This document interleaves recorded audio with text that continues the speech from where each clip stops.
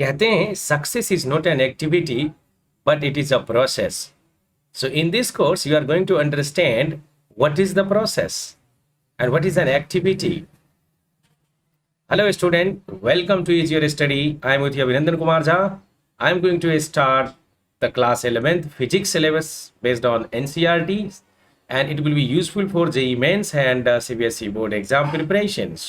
So let's start.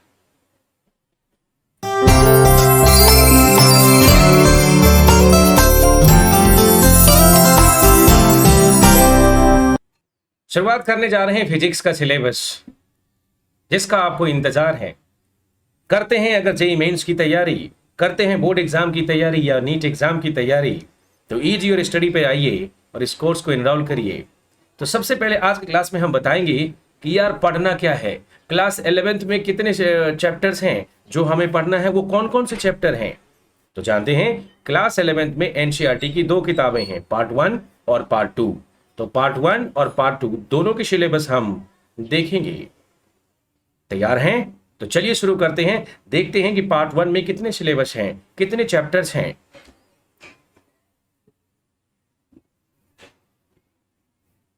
Physics syllabus class 11th और NCERT की किताबों को सिलेबस फॉलो करेंगे. हम एचसी वर्मा के कॉन्सेप्ट्स भी आपको बताएंगे सीबीएसई बोर्ड में, ताकि आपका कॉन्सेप्ट्स जेईई लेवल के हो जाएं और नीट में भी जो क्वेश्चंस पूछा जाता है आप वो खुद से करने लायक बन जाएं.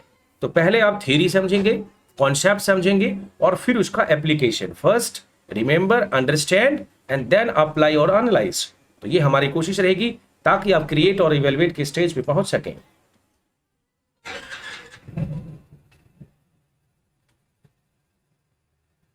देखते हैं कंटेंट्स. पार्ट 1 में, पार्ट 1 में टोटल 8 चैप्टर्स है. कितने? 8 चैप्टर्स. और पार्ट 2 में टोटल 7 चैप्टर्स.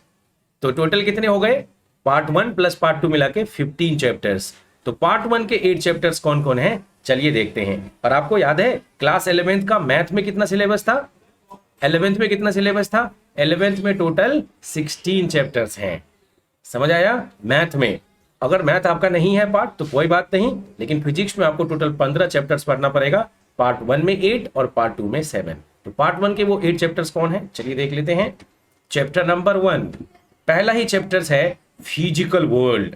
पहले फिजिक्स समझ तो लें कि व्हाट इज फिजिक्स. फिजिक्स में पढ़ना क्या होता है, ये विज्ञान की कौन सी शाखा है, विच ब्रांच ऑफ दिस, और इसमें हमें क्या पढ़ना होता है.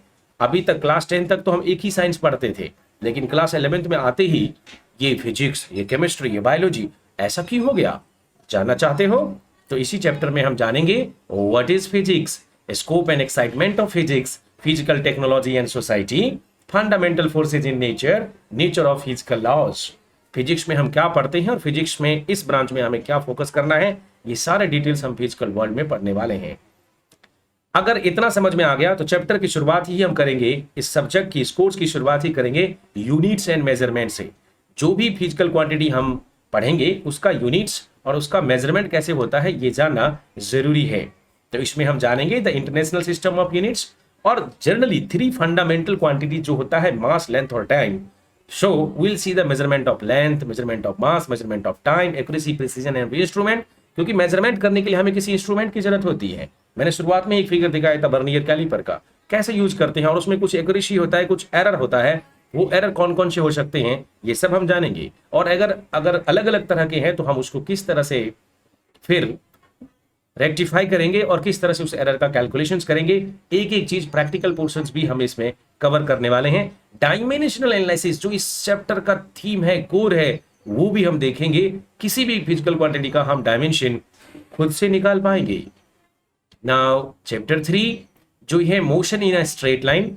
Motion in a straight line जो सबसे ज्यादा, अगर कोई ऑब्जेक्ट अगर मूव कर रहा है तो सबसे पहली थिंकिंग जो होती है वो स्ट्रेट लाइन होती है. एक अजम्पशंस है, क्योंकि हम प्रैक्टिकल लाइफ में कभी कर्व में भी जा सकते हैं, किधर भी जा सकते हैं, लेकिन ये स्ट्रेट लाइन में कैसे मोशन होता है. तो average velocity, average speed, acceleration, kinematic equations हम देखेंगे. यूनिफॉर्मली एक्सेलरेटेड मोशन, लेकिन प्रैक्टिकल लाइफ में नॉन यूनिफॉर्म एक्सेलरेशन ज्यादा हम प्रेफर करते हैं. कभी स्पीड ज्यादा होता है, कभी कम होता है. लेकिन ये जो थ्योरेटिकल एस्पेक्ट्स है, स्ट्रेट लाइन मोशन सबसे सिंपल अंडरस्टैंडिंग है कि मोशन अगर ऐसा हो सकता था, इससे सिंपल नहीं होगा.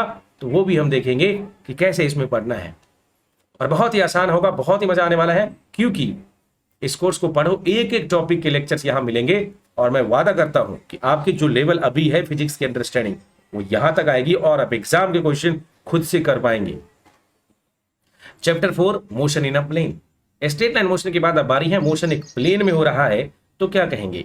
तो उसमें हमें पढ़ना है scalar and vector quantities, multiplication of vectors by real number, addition subtraction vector, vectors of addition. तो ये जो मोशन को रिप्रेजेंट करने के लिए हमें कुछ वेक्टर के बारे में हम जानेंगे, रिलेटिव वेलोसिटी के बारे में जानेंगे, प्रोजेक्टाइल मोशन के बारे में जानेंगे एंड यूनिफॉर्म सर्कुलर मोशंस के बारे में हम जानेंगे। तो mostly motion in a plane में ये दो मोशंस जो है projectile motion and uniform circular motion that we have to study. Next, chapter 5. So laws of motion. Laws of motion में हमें क्या क्या पढ़ना है, तो बहुत तरह के लॉ हैं। इसमें न्यूटन साहब का लॉ सबसे फेमस है, law of inertia, Newton first law, Newton second law, Newton third law.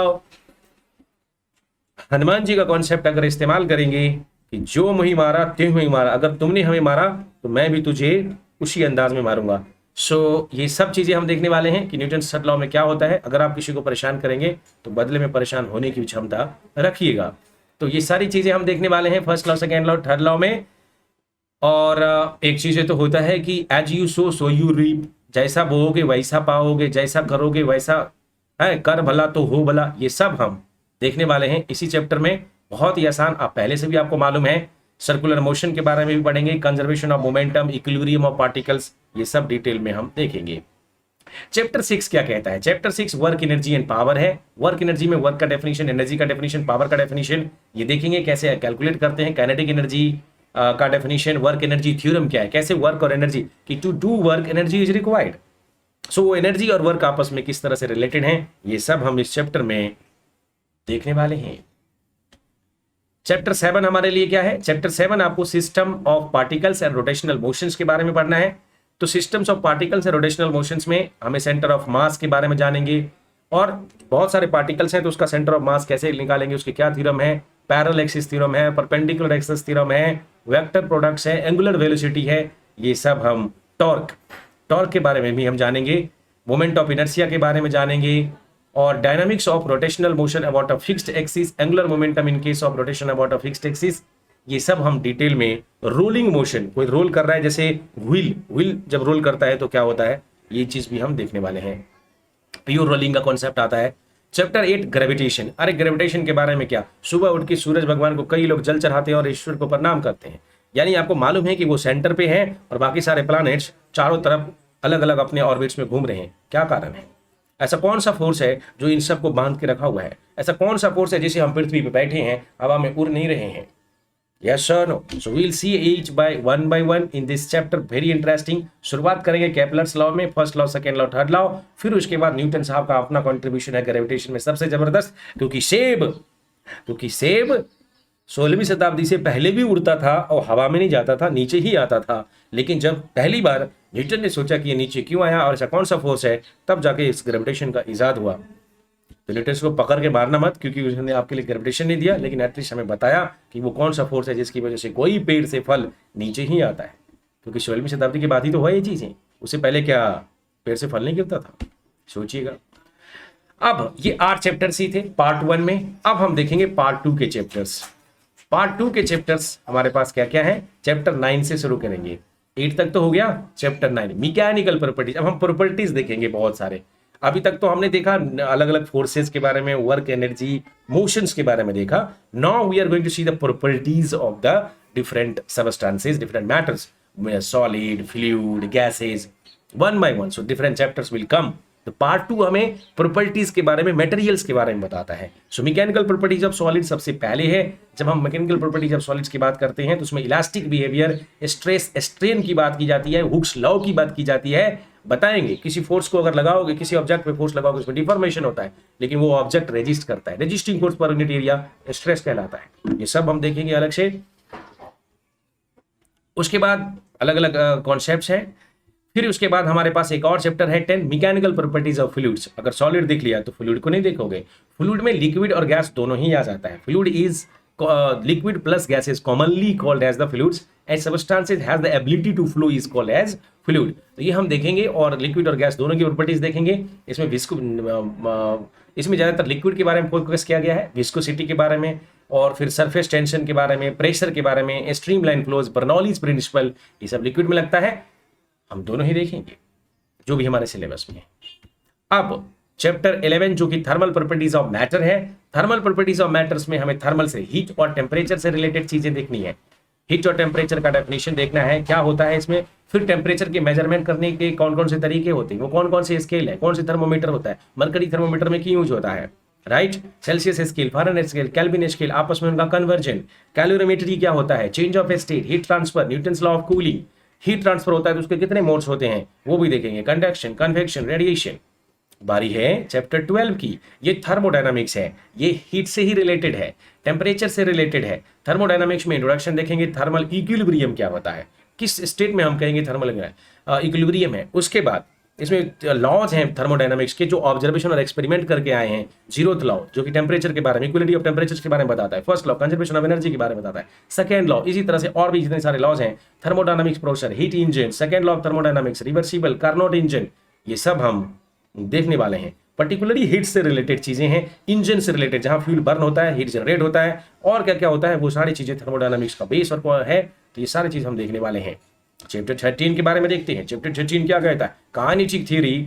Kinetic theory में हमें मॉलिक्यूलर बिहेवियर के बारे में जानना होता है, molecular behaviour of the substances. Kinetic theory of ideal gas देखेंगे, law of equipartition of energy, yes, mean free path, specific heat capacity, इन सब के बारे में हम देखेंगे। गैसेस के रिलेटेड है, गैसेस के बारे में काइनेटिक थ्योरी यूज होती है। अब हम चैप्टर 14 में देखेंगे ऑसिलेशंस, वेव, अगर ऑसिलेट हो रहा है मीन पोजीशन से टू एंड फ्रो मोशंस जो होता है oscillations. SHM, simple harmonic motions के बारे में ज्यादातर पढ़ना है इस चैप्टर में। एसएचएम का नाम बहुत ही कॉमनली आप सुनोगे आगे, और इसके बारे में डिटेल में पढ़ेंगे कि ये ऑसिलेशन कब होता है, ऑसिलेशन को कैसे डिफाइन करेंगे, पीरियोडिक मोशन और ऑसिलेशन मोशंस में क्या अंतर है, energy in simple harmonic motion, forces, force law of force simple harmonic motion, वो कौन कौन सी लॉ है, कैसे निकालते हैं उसको, फोर्स ऑसिलेशन और रेजोनेंस क्या होता है, ये सारे चीज के बारे में हम जानेंगे चैप्टर 14 में। तो ये ऑसिलेशंस और वेव नेचर के बारे में बताएगा, इसके बारे में हम देखेंगे। चैप्टर 15 जो हमारा टोटली एक वेव सेक्शन है, जिसमें हमें देखना है कौन कौन से वेव, ये एक बार डिटेल में देख लेते हैं। ट्रांसवर्स एंड लॉन्गिट्यूडिनल वेव्स के बारे में देखेंगे। जैसे मैं अभी कुछ बोल रहा हूं तो ये आप कुछ आपको तो सुनाई दे रहा है, ठीक है, तो सुनाई देता है तो इस तरह से कि ये जो एयर है किस तरह से कंप्रेशन रेयरफेक्शन से हमारे कानों तक आती है, तो ये एक मैकेनिज्म है साउंड का, ये हम देखेंगे इसमें। Reflection of wave, beats, Doppler effect, sound से रिलेटेड हैं चीजें। साउंड किस तरह से प्रोपगेट करता है, यहाँ बोलने के बाद आगे सामने वाले को कैसे सुनाई देता है, यहाँ एयर अगर हटा दें, पूरा वैक्यूम हो जाए तो क्या मुझे सुनाई देगा, तो ये जानना भी जरूरी होता है। और ये इस चैप्टर में हम जानेंगे वेव्स के बारे में।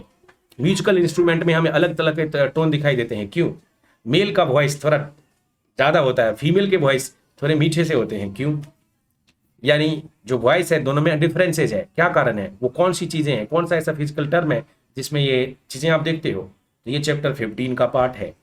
एक एक चीज यहां पर देखेंगे, इस तरह से आपका 11th का पूरा फिजिक्स हो जाएगा पूरा, यानी 2 पार्ट में ये पूरा हो जाएगा। एक एक टॉपिक का लेक्चर आपको यहां पर मिलेगा। कोर्स को इनरोल करिए। Thank you, see you in the next class. Website पे जाइए, कोर्सेज वहां पर सारे मिले हैं, आप अपने हिसाब से जो कोर्स आपको चाहिए फिजिक्स का आप उसको एनरोल करिए। टॉपिक वाइज आपको रिकॉर्डेड लेक्चर्स मिलेंगे, लाइव क्लास मिलेगा, डॉट है, जो भी आपको चाहिए, आपको सिर्फ रिकॉर्डेड चाहिए तो वो भी है, पूरा पैकेज है, सब आप ले सकते हैं, पढ़ सकते हैं और घर बैठे आप पढ़ाई कर सकते हैं, कम पैसे में पढ़ाई कर सकते हैं। तो ज्वाइन कीजिएगा और एक बार इंटरेक्ट होने का मौका दीजिएगा। Thank you, see you in the next class.